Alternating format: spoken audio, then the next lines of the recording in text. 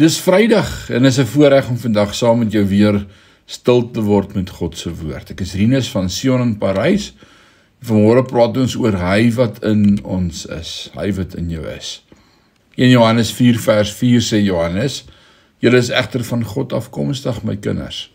En julle het hulle reeds oorwin, omdat die Gees wat in julle woon, magtiger is as die gees wat in die wêreld woon.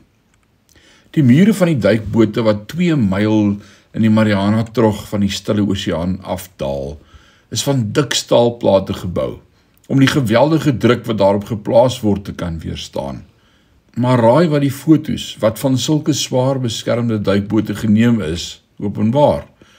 Visse wat 2 myl onder die wateroppervlakte swem, met skubbe wat nie dikker is as die van enige ander vis nie.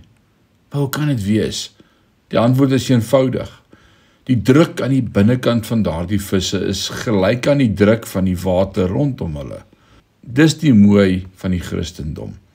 Sommige mense bou massiewe mure op om hulle self te isoleer teen die aanvalle van die vyand, net om hulle self gevul te vind met frustrasie van isolasie. Die sleutel is nie om massiewe mure op te rig om jou teen die vyand te beskerm nie, maar om te besef dat die een binne in jou groter is as watter druk ook al dreig om jou aan te val.